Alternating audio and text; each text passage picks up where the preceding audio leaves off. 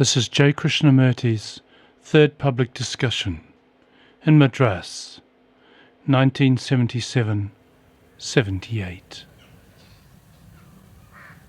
I'm sorry you have to put up with this for a while.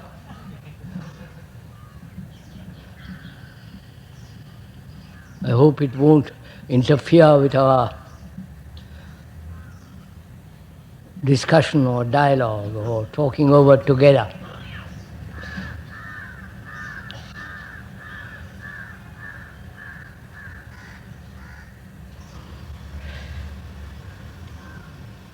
Could we this morning take one problem or one issue and work it out in great detail, completely and fully? Not just hear what the speaker has to say, but together take one issue,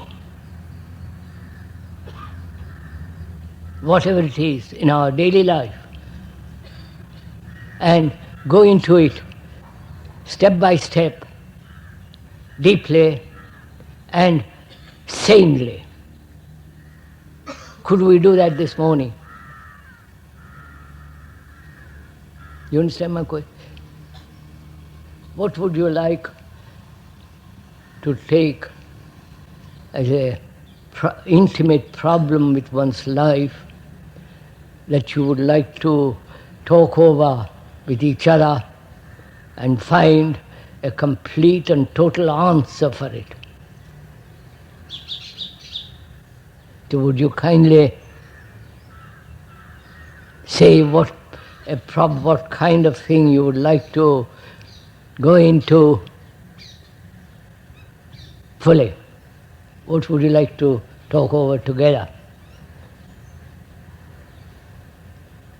I find, sir, that there is an intellectual understanding of all that you are talking about. But deep down, there is no total understanding, which therefore doesn't produce a transformation of my life. Could you please go into that, sir? The questioner says, intellectually, I think he means really verbally, we understand more or less what you are saying, logically, reasonably, and fairly sanely what you are saying. But after hearing you, somehow we don't seem to be able to go very deeply into ourselves and transform ourselves completely. That's the question. Would you like to go into that question?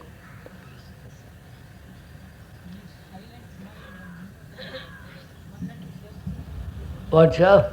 Is silent mind and innocent one and the same thing? What? He is silent and innocent. Are they one and the same? Oh, for goodness sake, they're just words to you, sir. Haven't you got a problem? Huh? Haven't you got a problem, sir? What is your problem? Daily life problem. Daily life. All over oppressed. All of us, All over oppressed in every instant. we are oppressed. Is that it? Yes, sir. By society, by your friends, by your wife, by your husband, by your culture, you feel totally oppressed. Is that a problem? Or something to talk about? Please, this is the last discussion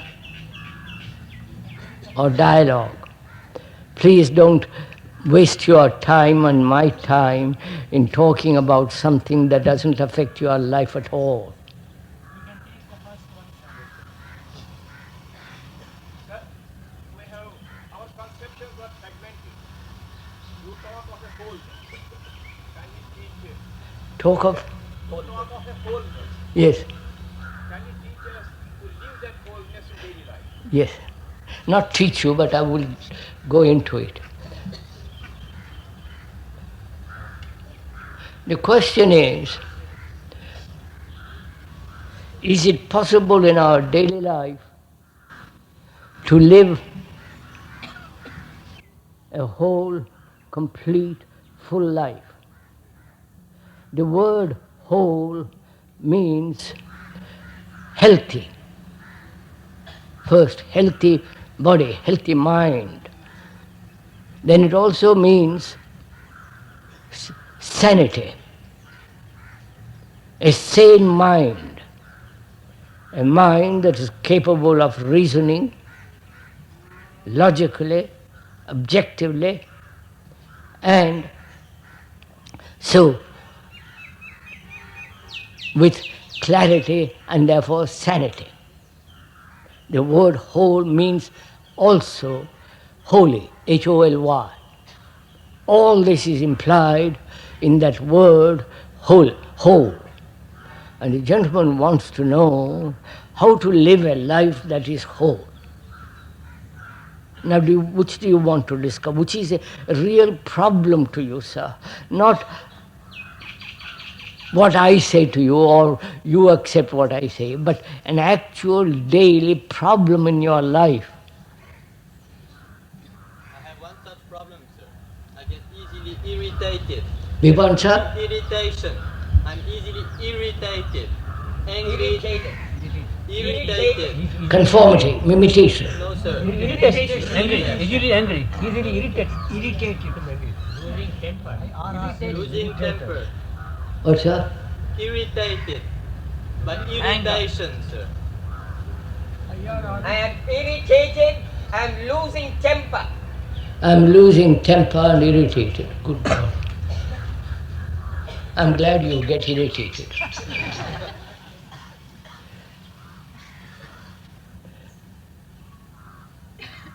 So what should we discuss?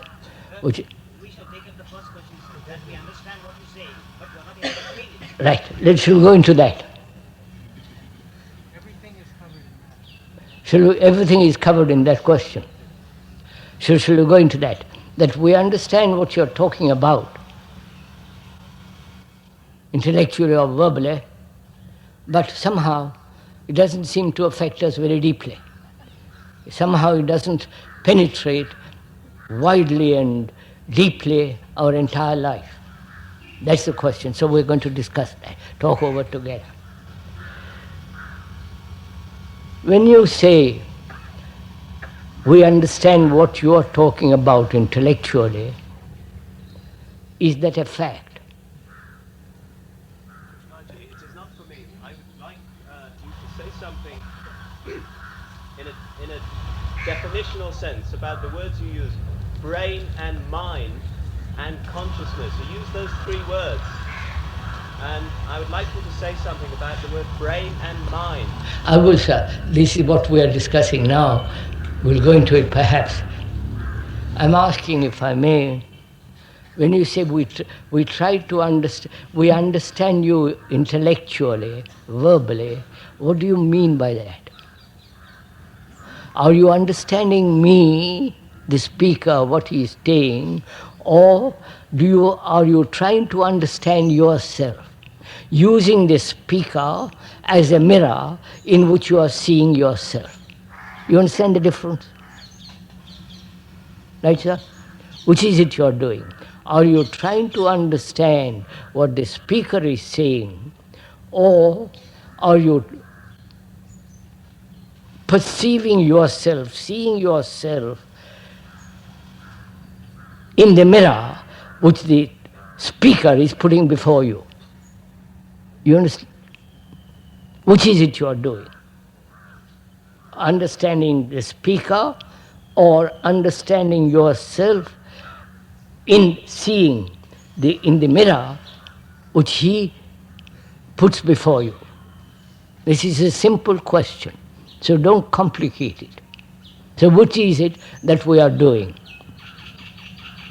Trying to apply what is being said on ourselves. Yeah, we are trying to apply what is being said.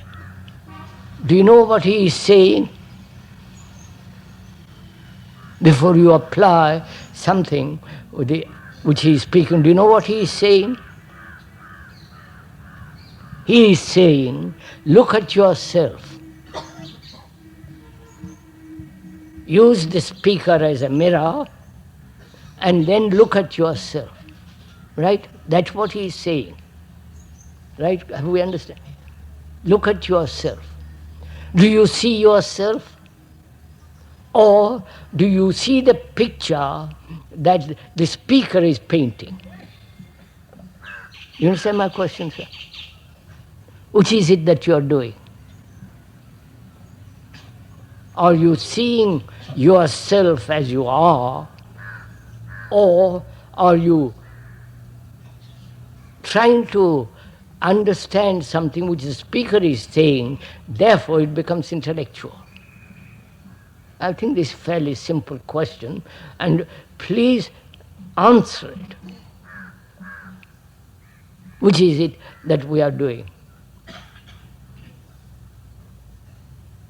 If you are hungry, any amount of description of food will not satisfy you, right? So, are you hungry, or are you merely satisfied with the description of food because you have already eaten?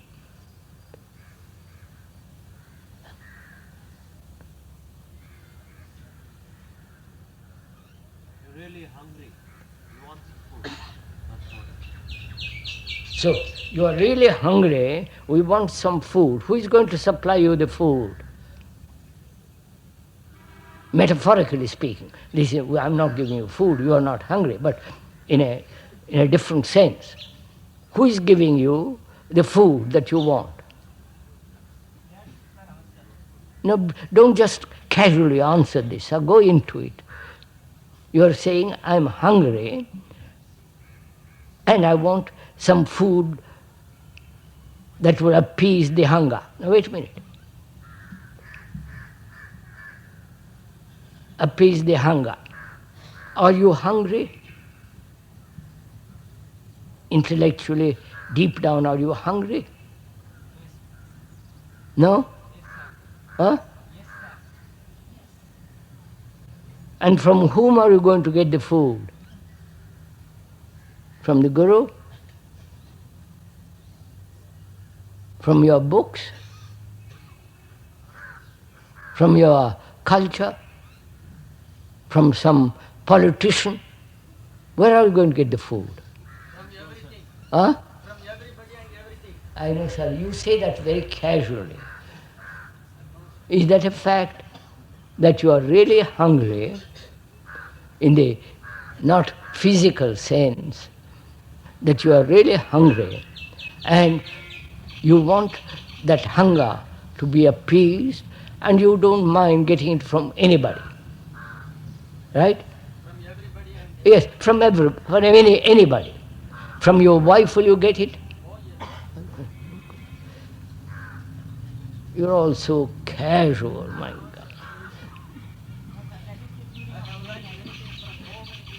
Wait, sir, we'll go into it. First of all, let's be very clear what we are talking about.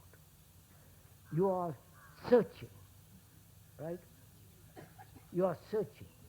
You go from guru, to temple, or from philosopher to philosopher, and you happen to come here this morning and say, please help us in our search to find truth. Right? Is that right? Are you quite sure? Right. So, first of all, are you clear what you are searching for? Are you searching for satisfaction? Are you searching to escape from this dreadful life? Monotonous, stagnating, dull, boring life. And so you want an escape, a drug. When you say I'm searching and we're asking, what is it that you are seeking? Happiness? yes, Huh? yes, Happiness? mental peace, Huh? happiness, Contentment? yes, contentment. Yes, sir, I can supply all the words. You'll actually all agree. So what is it? You want all this, happiness, contentment, peace, love, what? Everything. Are you capable of receiving everything? What's that? Pardon? I beg your pardon. Please repeat. I said, are you capable of receiving everything which you want? No, sir, you have not even understood my question. Your capacity will be very small. It's like going to the well with a small pitcher. Just a minute, sir. Be good enough to listen to what the speaker is saying. Have the courtesy to listen first. You might go to the pitcher, to the well with a small pitcher, and be satisfied what you collect in that little pitcher. Is that what you want? Sir, this is an example which the scripture cannot hold that everything I call. Sir, you haven't even listened to what I'm saying.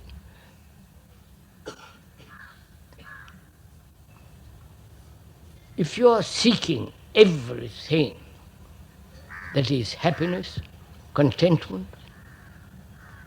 enlightenment, wisdom, ending of fear, and so on, you must have a vessel that contains the enormity of life.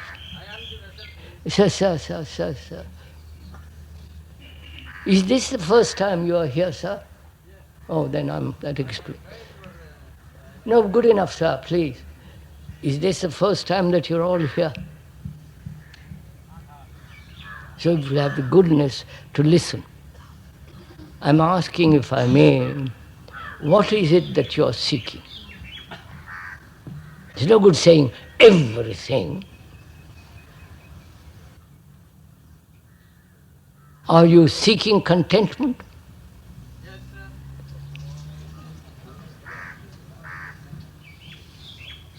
Are you seeking contentment? We seek to know what we are. We are not. Yes, sir. I'm taking one factor. Let's go into it, sir, and then spread it out. Are you seeking contentment?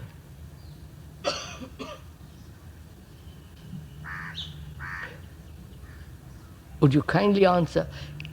I think it is a composite thing of many of the elements. Sir, are you seeking contentment? If one could go into that one question, we can explore, perhaps we'll open a great deal. But you won't even go into that. Are you asking, because I am discontented, unhappy, I find no satisfaction in anything, so I am greatly discontented, disturbed, and I would like to be free from that disturbance, from that dissatisfaction, insufficiency, and find some place or somewhere where I can be completely contented. Is that what you want?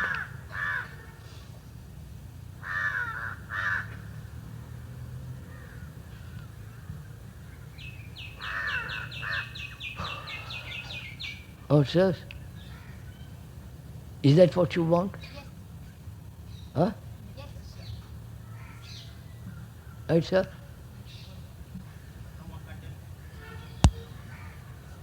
I want to know what we are. One of the factors of what you are is discontent. Right? One of the factors. Through one factor, the understanding of the one factor and going into it very deeply, we may cover the whole field. You understand, sir? So if you will kindly find out for yourself whether you are so discontented with life, with your job, with your environment, with your culture, with your everything, discontented. Discontent. Are you?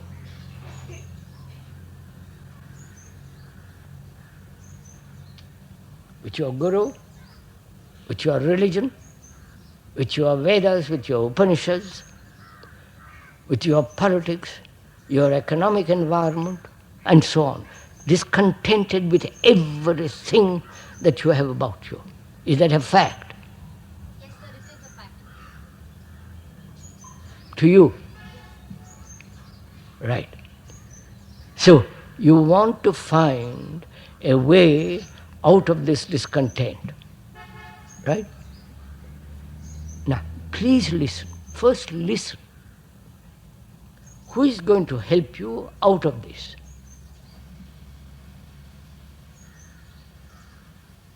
You have tried the Vedas, you have tried the Upanishads, you have tried your gurus, you have tried puja, you have tried God knows what, and you are not out of it. Right? Are you?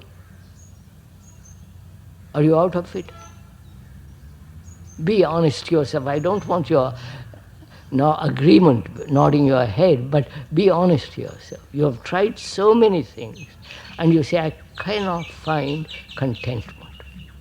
And therefore I'm burning with discontent. Please help each other to see if it is possible to be free of this discontent, right? So it is a legitimate question to ask you,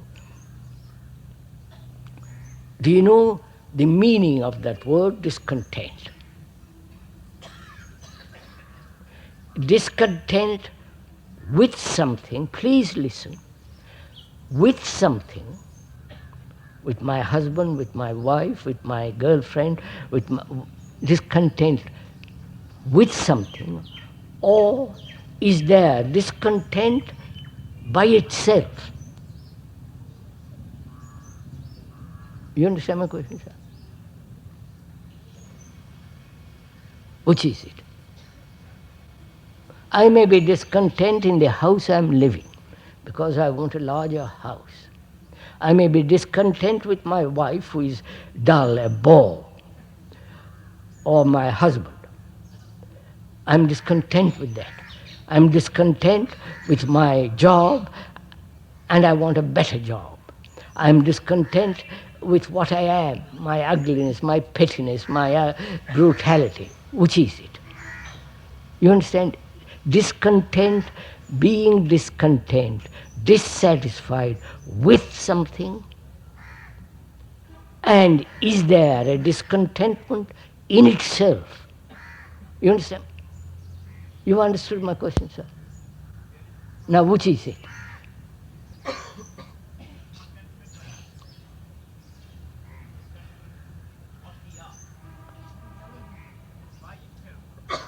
What, sir? You are discontent? You are discontent not about something, but it is a flame that's burning in you, not fed by by faggots or wood of not having this, not having that, wanting more, wanting less. So you find that there is a discontent by itself. Is that so? It's not a fact, sir. It's only discontentment with something else. That's all. First, I understand, sir, I understand. So let's be very clear that you are discontent with something. Right? Right, sir? With my relationship, with I'm not good at exams, I'm not this, so you are discontented with something. Now, what is it that you are discontented with?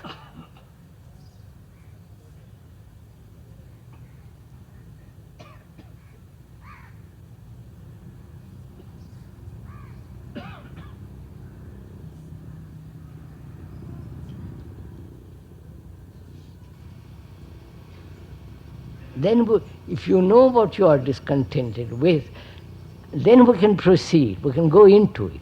But if you casually say, I'm discontent, it means nothing. Do you want, please listen, do you want that discontent smothered? put down, die down, let it wither away? Or do you want the discontent, which is like a flame, to burn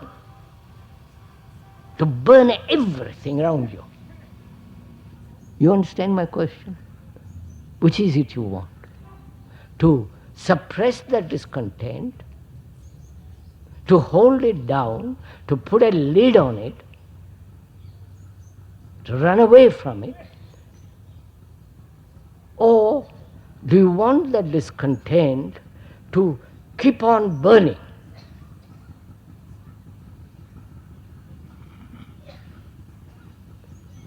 Why shouldn't you be discontent? Isn't it a good thing to be discontent? No? Yes. So it's good to be discontent, right? With what?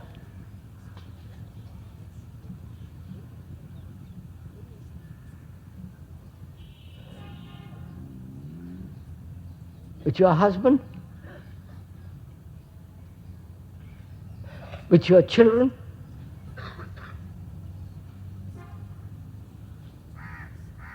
With your society? With your culture? With your tradition? With your government? Or dissatisfied in yourself, what you are, petty, small, narrow-minded, ugly, quarrelsome, jealous, anxious? Which is it? Discontented with things outside, house, husband, or discontented in yourself with regard to what you are?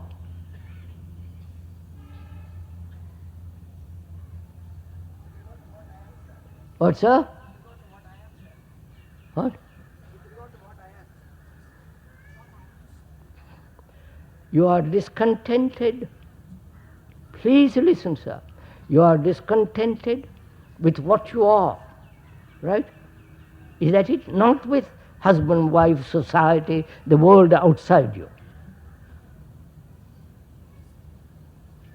Please. So you are discontented with yourself, right? Would that be right, sir?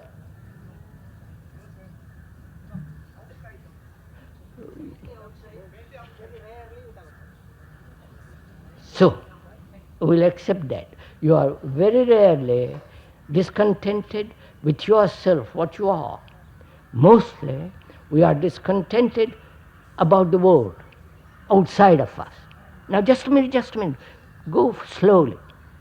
Is the outside different from you? You understand? The society which you have created, society which is around you, are you not the product of that society? Right? Are you not the product of the culture? Are you not the product of your tradition? Of your economic condition? So you are the outside, which is you think is separate from you.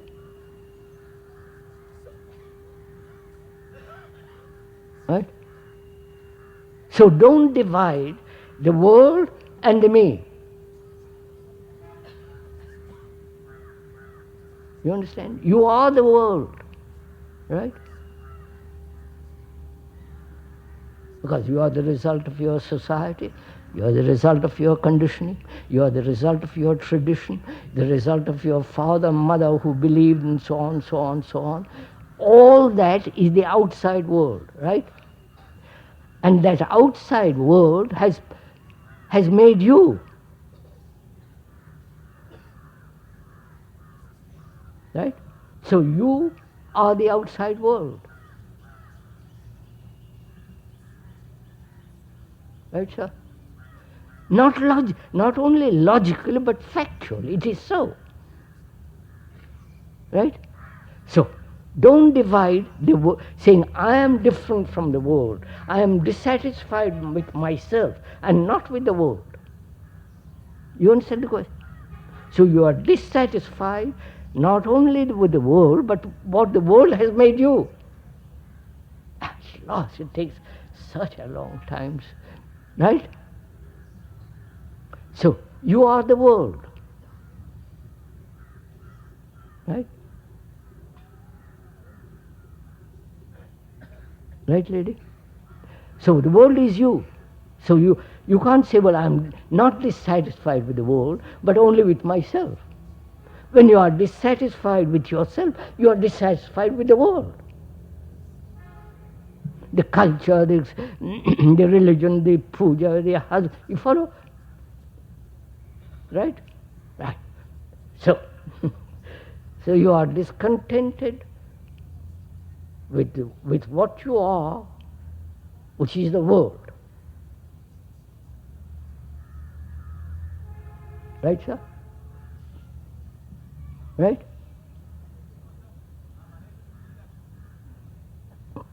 You are unable to see that.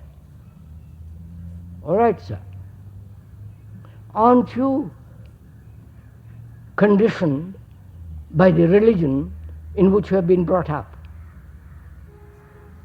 Right? And that religion has been passed from father to son to son to son to son. Generations of superstition. Right? So you are the result of that superstition.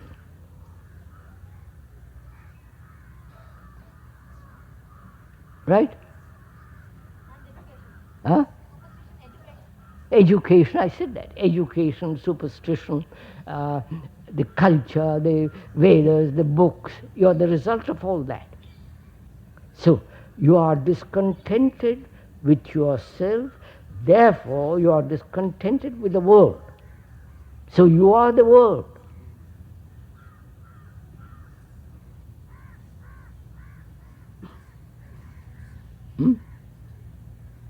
Right?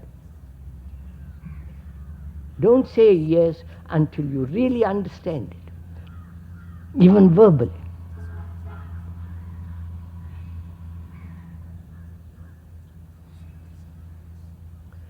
A Christian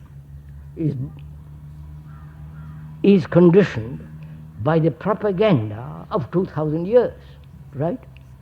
As you are conditioned by propaganda for 5,000 years or more, right? So, you are the result of that propaganda. Obviously, lady, don't take time. So, when you say you are discontented with the world which is you. Got it? Now, let's proceed from there.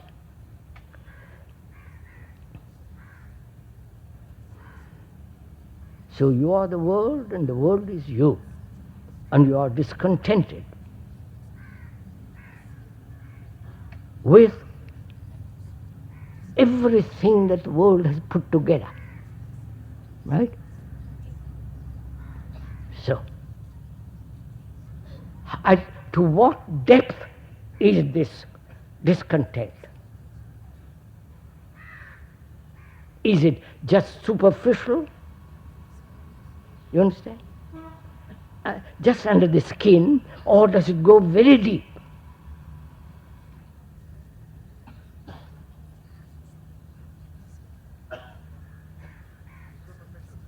What?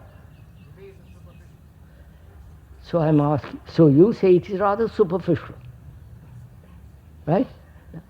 With you it's not. So I'm going slowly, we'll go into it slowly. Have a little patience. How is it that you're so bright?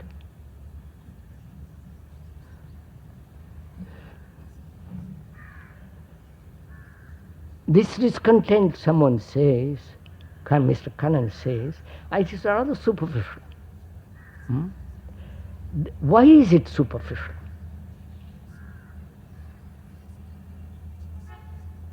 Please go into some. Why is it superficial? When you say superficial, it is on the surface, right? The word superficial is on the surface. Why is it on the surface? Go into it a little bit. You see poverty around you, right? People deprived of everything, degradation of poverty, right? You see this around you. Dirt, squalor, misery, confusion. So, how can you see all that and say it's all very superficial?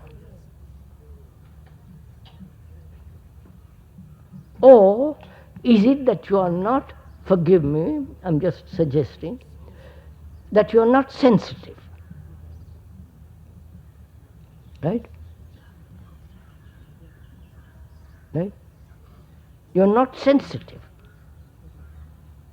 Now the word, what do you mean by that word sensitive? One is sensitive to one's own feelings. Are you following this? One is sensitive to one's own desires. One is sensitive to one's own demands, longings, loneliness, to oneself, which means you are so self-centered, right, that you're not sensitive to the beauty of the tree, you're not sensitive to the beauty of the sky, you're not sensitive of that starved dog, the poverty. You are just sensitive to yourself, about yourself. Therefore, you say, I'm superficial. Have you understood? Huh? So which is it? Why are you not aware of what is taking place around you?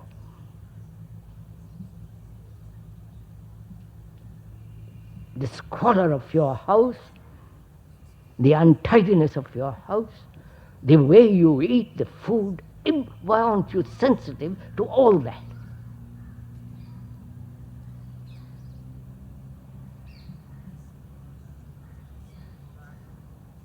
I'm bothered about what I'm going to see all the time. Therefore, I have no time for looking at it. Yes.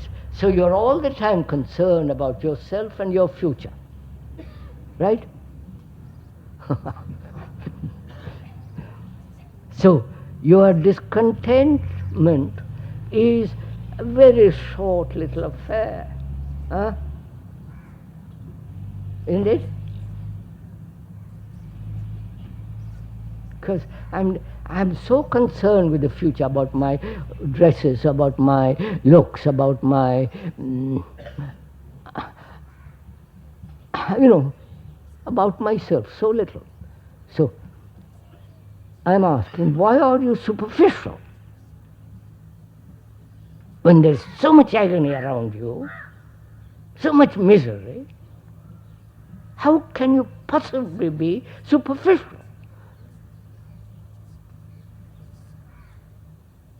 That's one point. When you say it is not superficial, but very deep, right? Right? Now what do you mean by that word deep? Is it measurable? No, please go into it carefully. Is it measurable?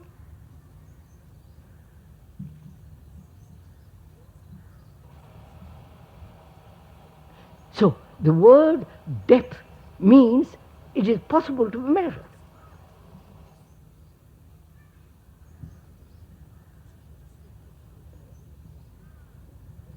Right? The very word implies a measurement. Now, wait, look. May I go into it a little bit? I will, sir.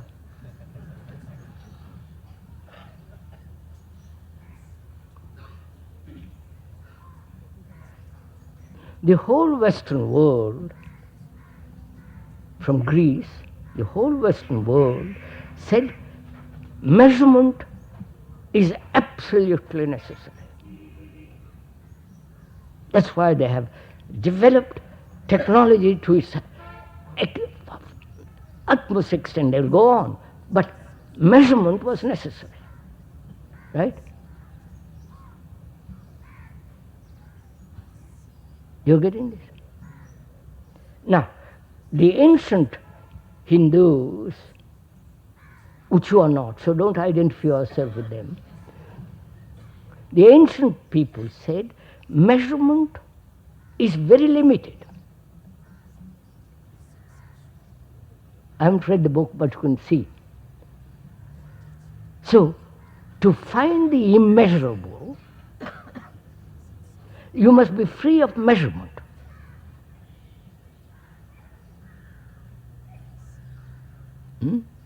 Of course.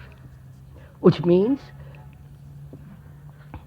you must be free of that capacity to compare, to measure, the more, and so on. You understand what I'm saying? So, there are these two approaches to life. Measurement, the whole of the West is based on that. Right? If you have gone into it, if you discuss with people, you will see that from Greece, which exploded over Europe, and so America and so on, you'll find that the principle of their outlook was measurement, to measure.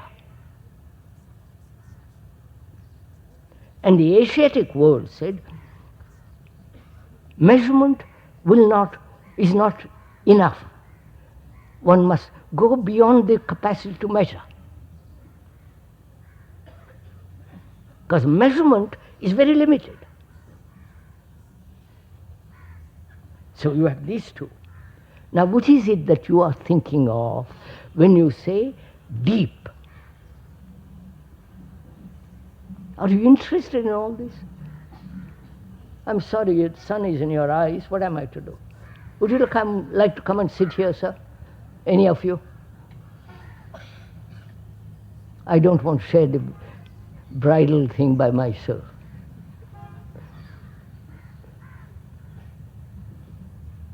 So, which is it when you say, I am deeply discontented?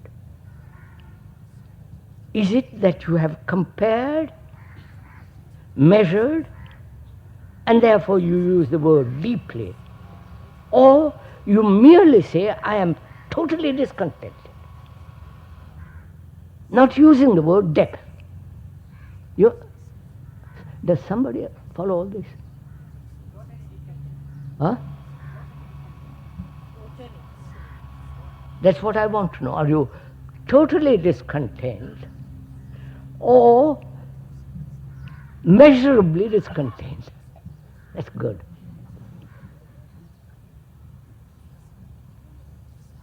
Which is it? No, be careful, sir. When you say I'm discontented with the world being my house, my property, my wife, my children, my culture, my gods, my outward, and therefore that's measurable, and also you see that you are that. You are the result of all that. Therefore you say, are you saying my discontent is comparative? I have compared. I wonder if you see all this. I have compared my discontent with other people's discontent, and therefore I'm measuring it. Or do you say, please listen, I am totally, completely discontent? You see the difference? So which is it?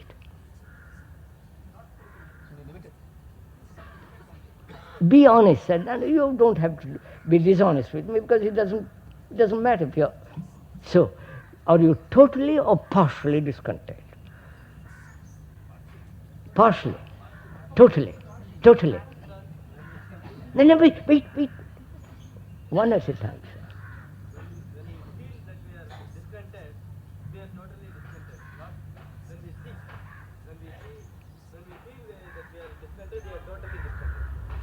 Yes. So you are totally discontent. Are you actually? Or is it just words totally? So that is you are in a trap. That is something closing around you. Yes. You are in a trap. The trap of rat race, right? The trap of what humanity is doing. What? Wars, talk about peace, prepare for wars, armaments, right? Talk about non-violence, go to temples, do everything to prepare for war, right? All your money, your taxes go into that. Don't you know all this? Of course. So, what are you discontented with and why are you discontent? You understand? You say, I'm discontent totally. Why?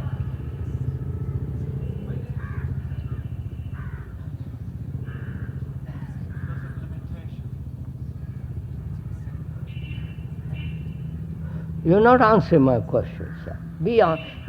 Think it out. Why am I discontented? Is it because I want deep satisfaction? Is it because I have ideas what the world should be?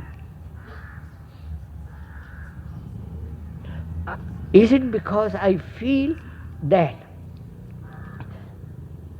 it's monstrous to have a poor country where there are rich countries? So what is it you are why is it you are discontented?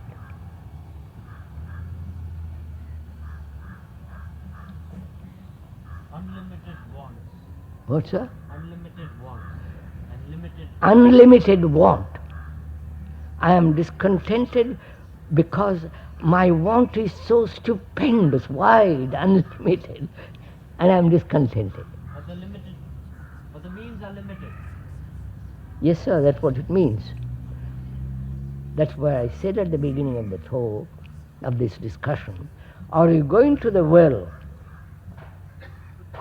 with a little pitcher, or you are the well itself?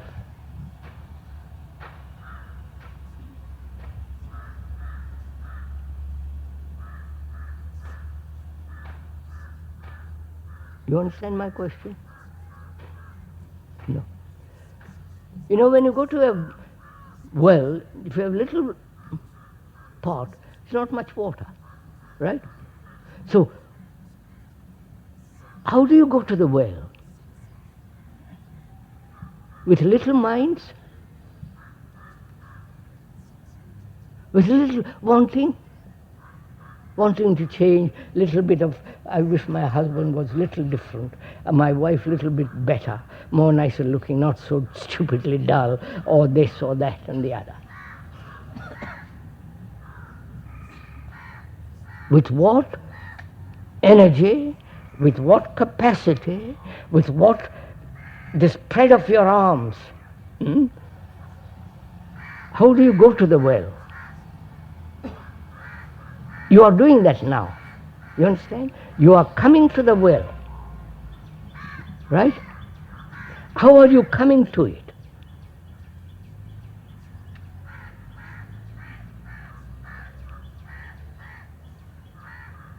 And also, why are you coming to it?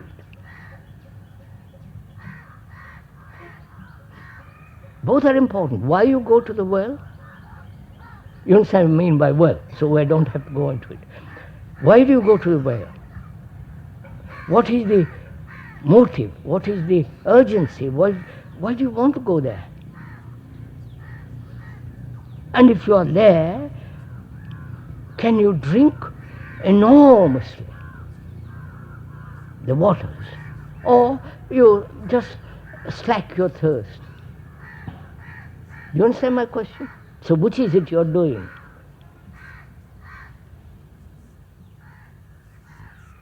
Please, sir, this applies to all of us. For God's sake, to all of us. Please find out.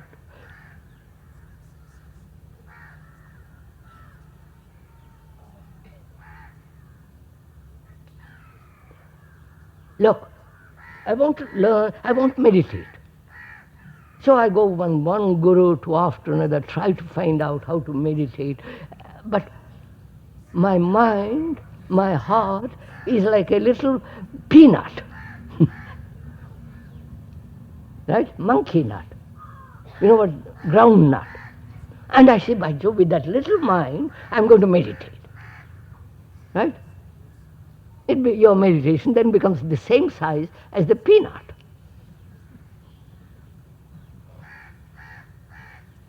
So in the same way, are you coming to the well, you understand, with a little pot or with a tremendous thirst?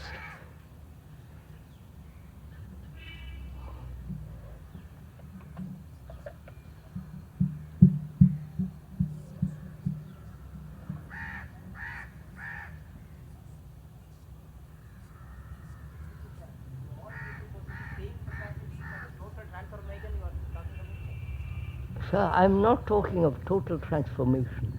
I am talking about how you come to the well, which will perhaps quench all your discontent. Wait, sir, just I haven't finished. And you're asking a question, have each one of us the capacity? It's up to you. Right, sir? It's up to you. If your discontent is tremendous, then you go to the well with a tremendous vessel. If your discontent is like the size of a groundnut, peanut, then you go to the well with a little lota.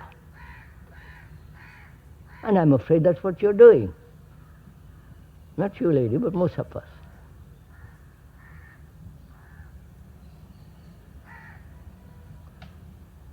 Isn't that desire for change also measurable? The desire to change, is that not also measurable? Of course it is. So you have to find out what you mean by change. Change from the known to the unknown, or change from one corner of the field to another corner of the field. You understand? So please be good enough to find out for yourself why you are discontent and whether you go to the ends of the earth to find the water that will quench completely the whole discontent.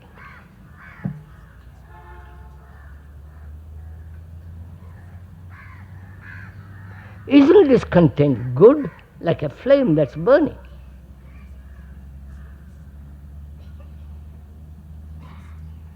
And if you smother it, you just become a mediocre, a bourgeois little entity, that's all. But you keep that flame burning, burning, burning. Not be satisfied with anything. With communism, socialism, Maoism or Krishnamurtiism, anything.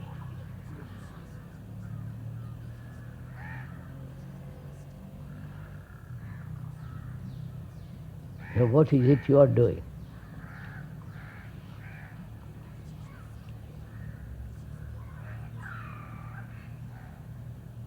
This is very important to find out, is it not?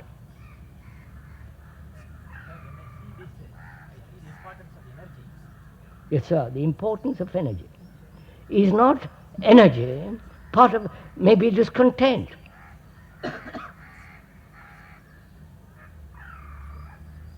But if you are discontented with little things, bigger house, little more, little less, bigger car, bigger, you follow? More money, more this, more that.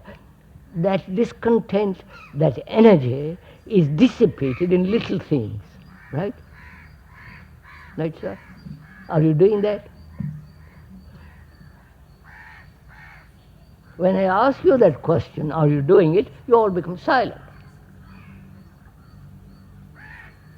Yes, sir? So hold on to something.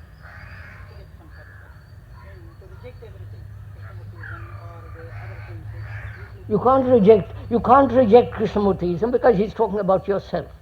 You can't, that means you reject yourself.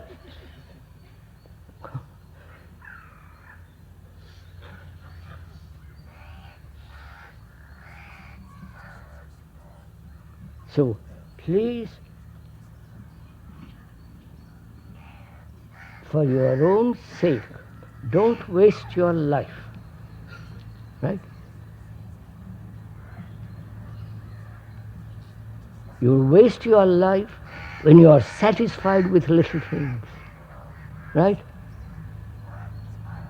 Little car, little bigger car, better house, better garden, better this and better. So don't waste your life.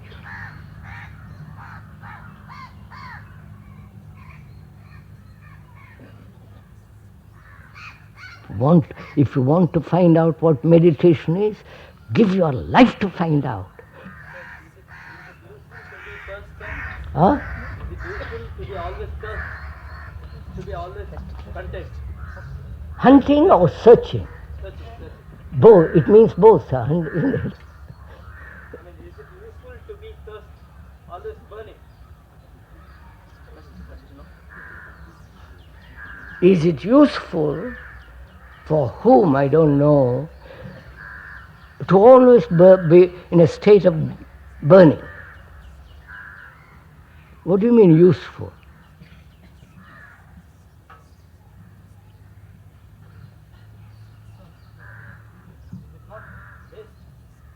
Huh?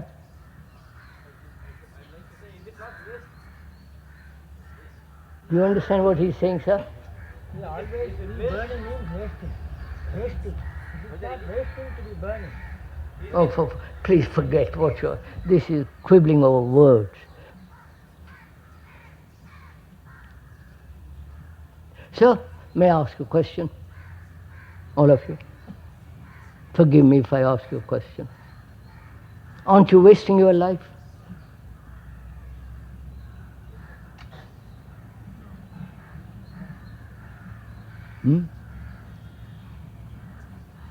Aren't you? What are you going to do about it?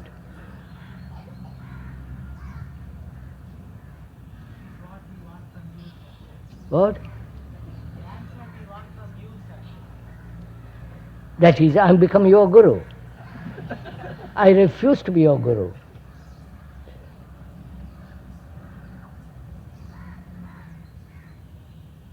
Followers destroy the gurus, and the gurus destroy the followers.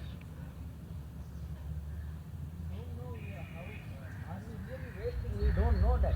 Sir, that's what I'm asking, sir. Please find out. You've got another half an hour, 10 minutes or more. Find out whether you're not wasting your life. You have only this life. The other life, future and all that may be, may not be. But you have got only this life. 30 years, 40 years, 50 years or whatever it is. Aren't you wasting it? Which is such a precious thing.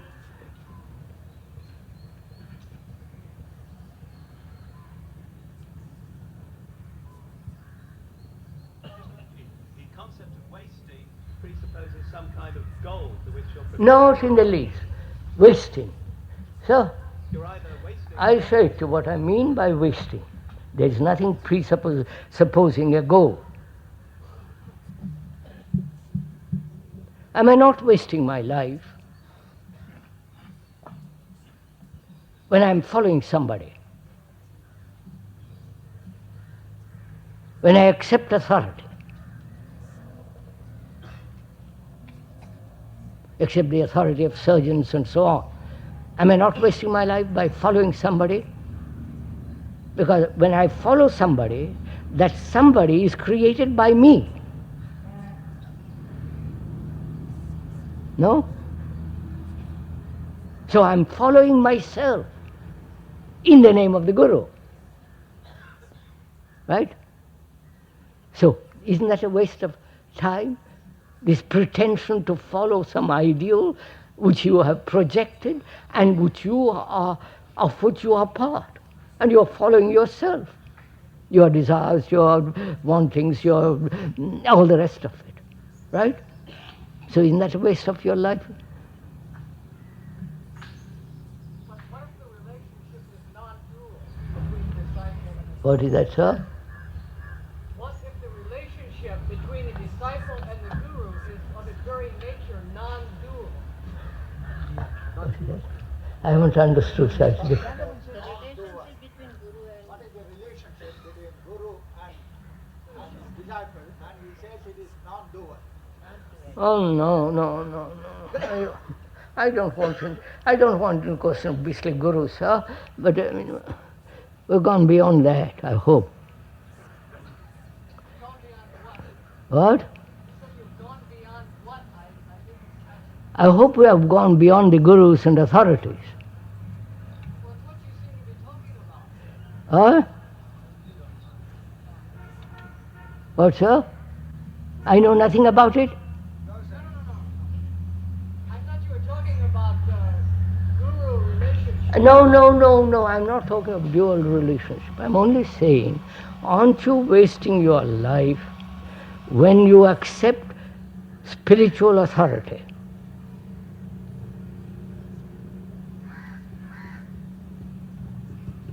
Oh, sir.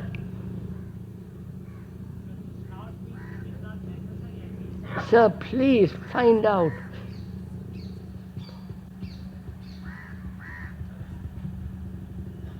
We are talking about wasting your life. And the gentleman says when you use the word waste, it implies a motive. It implies an end. I am refuting that statement. I say it does not. I waste my life, sir, when I'm bothered about my little corner of myself, my goodness, you follow? Thinking about myself. Isn't that a waste of life? No? Yes. So are you wasting it?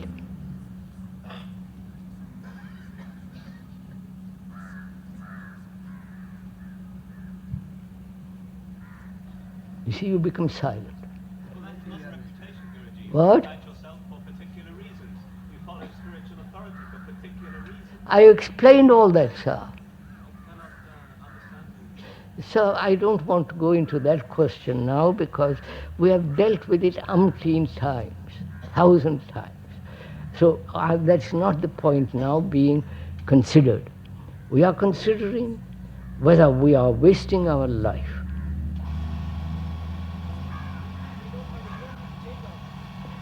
First find out if you are wasting it. wasting or not is a relative word, is it not? Unless it has some relevance to a goal or to No, not goal or sir. Can you please explain that? I will, sir. You understand, sir, first of all, our life is very short. Right? Is it short, sir? Huh? Is it short? What? Is the life short? What? Is the life short? The life is short. Good God. So you may live another 10 years, 50 years, 100 years, but it's short. What is the matter?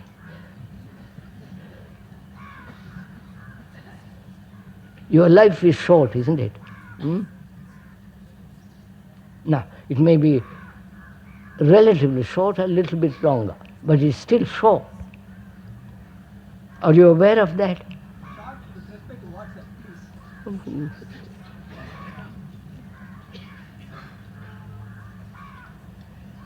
Need I go into that? No. So I won't go into it. You can discuss with somebody else. Do we know we live during these years a very short life, right?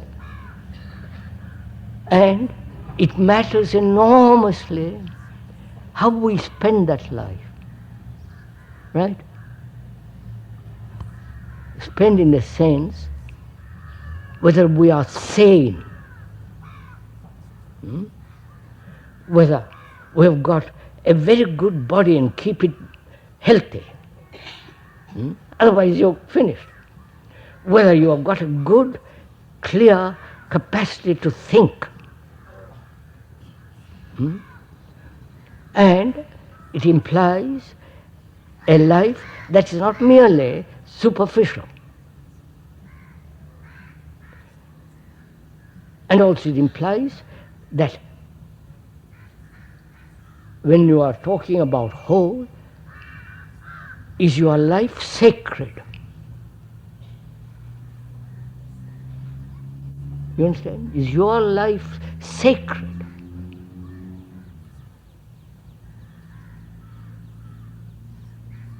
That's what I mean. If your life is not sacred, if you are not sane, reason, capacity to think clearly, objectively, not about yourself all the time, and to have a good body, good mind, good brain. And also that implies to love, to have compassion. All that's implied when we say your life is very short, are you wasting it? So I'm asking you, if I may, is your life sacred? Not the temples, those are the inventions of thought, all your temples and your gods and your books. But I'm asking you, is your life sacred? Yes, sir. No, sir, you don't, please, sir. Holy, that you are living, that you are acting rightly under all circumstances.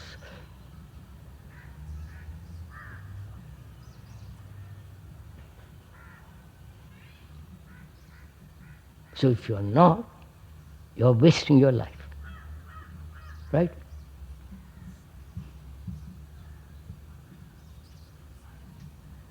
That's why I said it's very important to find out whether your life, which is not your life, is the life of humanity. You understand? Because you are the representative of humanity. Because you suffer like the man who suffers in America or in Russia. Your anxiety, you're like the man in America or in Russia. He is sorrow, he is full of anxiety, pain, fear, right? He's like you. So you are actually the representative of humanity, right? So if you really understand that, not intellectually but deeply, then I'm asking, is your life sacred?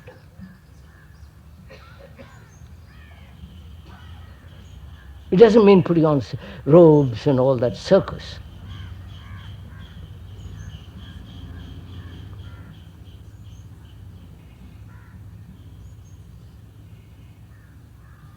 Because if your life is sacred, you affect the consciousness of mankind.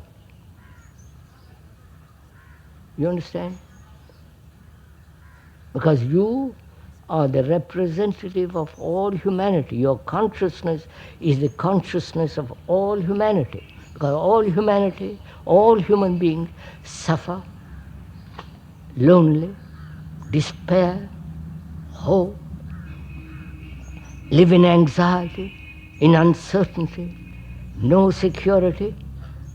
You understand? This is happening right through the world. And you are part of that. Therefore, if your life is changed radically, if your life is sacred, you affect the consciousness of man. You understand?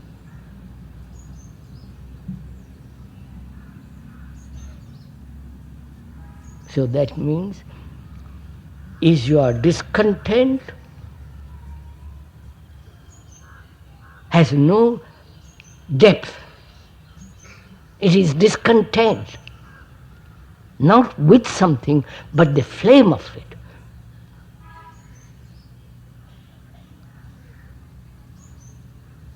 then that energy, which is so tremendous if you don't run away from it, the energy of discontent, that energy will find right action always.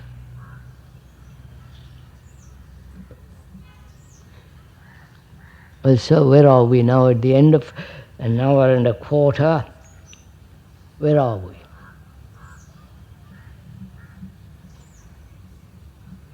Go on, sirs, where are we? You want us to face the evil, Huh? right in its face. What? You want us to face the realities, Yes, sir. even if it is an evil. The problem is how to face it, how to solve it. How to face? I think you want us to face. I don't want you to do anything.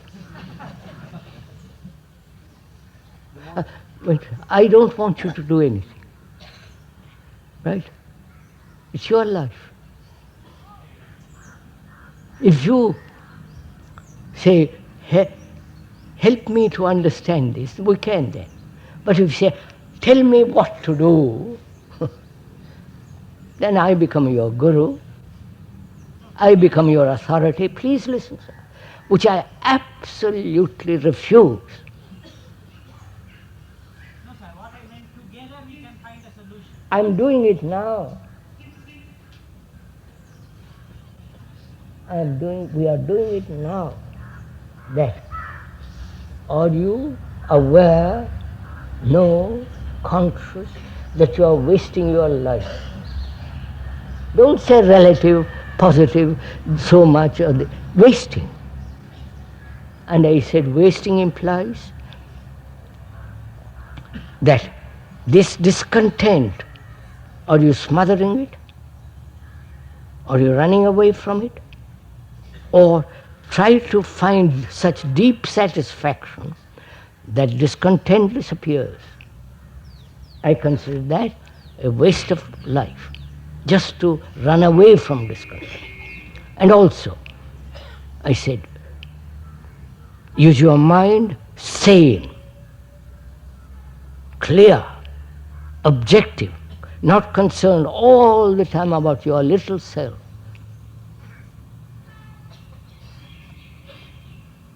And also I said, if you are in constant battle with yourself, right?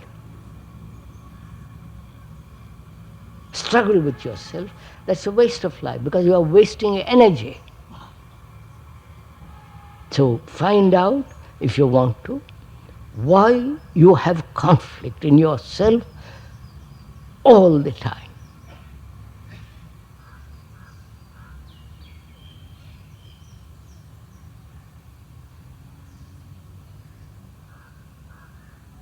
Why are you in conflict, sir? Aren't you in conflict? Huh? Why?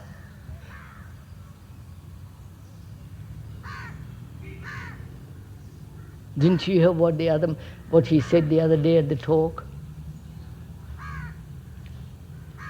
Fact has no opposite.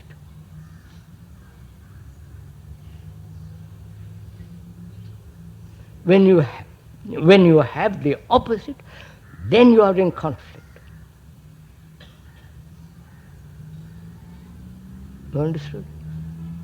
That is, when I am angry, the opposite is not to be angry. So there is a conflict. Right? Right? So I only deal with fact, which is anger, not to be angry. So I say anger. That anger is me. I am not different from anger. Right? So, I observe, there is an observation of the fact of this reaction named as anger. Right? Are you following this? By observing, without distortion, that which you have named as anger undergoes fundamental transformation. Experiment, try, test it. Don't agree with it, test it. You know you're envious, don't you? That you are much nicer looking than I am, that you're more intelligent than I am, that you have bigger envy. Now, the opposite of that word envy is what? Not to be envious, right? Which is the fact. There, which is the fact. Envy, isn't it? Not to be angry. So you look at the fact. Right?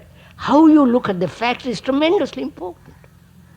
Whether you look at it with distortion, that is, wanting to go beyond it, or wanting to suppress it, or saying, well, why shouldn't I be envious? All those are factors of distortion. Where there is distortion, it means you are moving away from the fact. Right? So, can you observe the fact of that reaction which you named as envy without the word, just to observe it?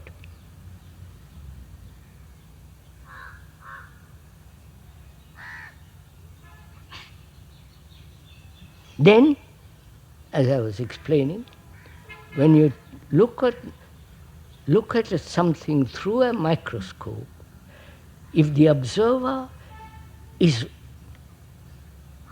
conditioned by his hypothesis, conditioned by his desire, then the object which he is looking through the microscope doesn't do anything.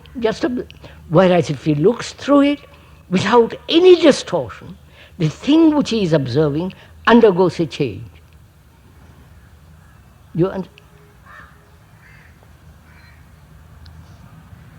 So there is no conflict.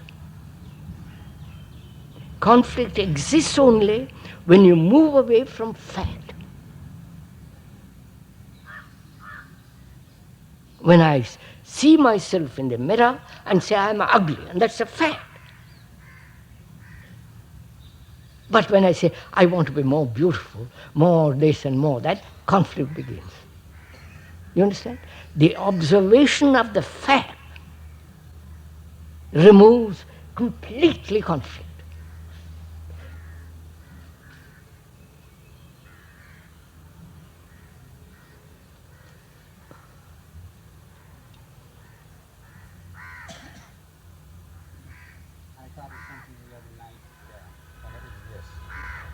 Related to what we're talking about. If you have no act, if you have no choice, but if you have a choice, don't act. No, sir. Just a minute. Go into it. Don't focus. Sir, why do you choose? Choose between yellow cloth and white cloth, between blue cloth and red. You choose that naturally. That's inevitable. Choose, if you want a good car, you choose it. You follow? You choose. That's all right. But why do you psychologically choose at all? You understand my question? Why do you choose? Doesn't choice come when you are not clear? When I know the road to Madras, there is no need for choice. I just go. So where there is clarity, there is no choice. It's only the confused mind that chooses.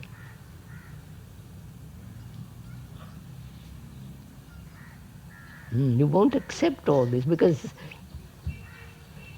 So before you choose, be free of your confusion. Then it's finished. Can you be free of your confusion? If you're not free, then you're wasting your life. You understand? So can you be free of your confusion? What are you confused about? Whether to choose one politician to another? one group of politics, Congress, this, that. Do you know the facts about these gentlemen? Politics and the world over are strange people. Right? This is so obvious. So, where do you choose? Do you go all around the world and see and say, I'm going to marry the most beautiful girl, and so go all around the world and choose? Come on, so when you use the word choice, what do you mean by it?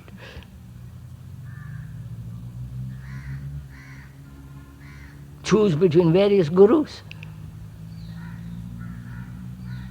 One guru better than the other guru? One God better than the other God? Huh? So, when there is choice, it indicates a mind that is utterly confused. We think because we choose, we are free, which is a fallacy. A free man doesn't choose. It's clear.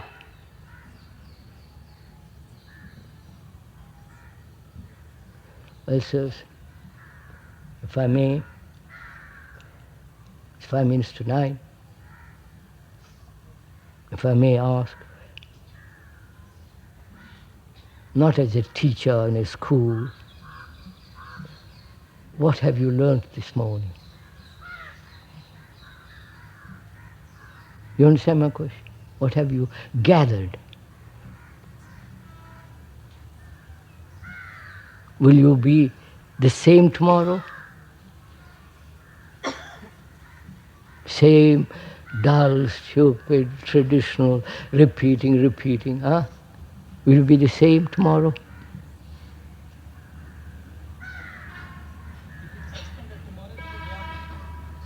What, sir? If it is suspended tomorrow, it will be day after tomorrow. Yes, sir, very clever. That's day after tomorrow.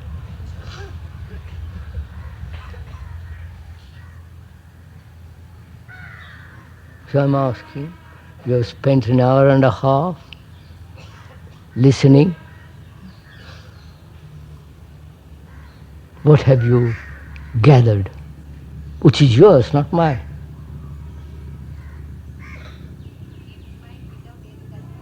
Huh? Oh.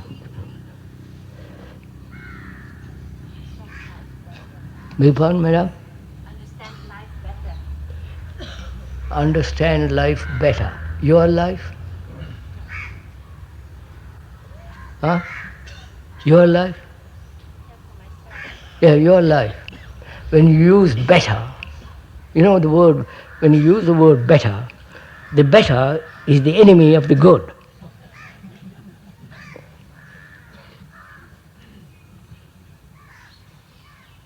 Right?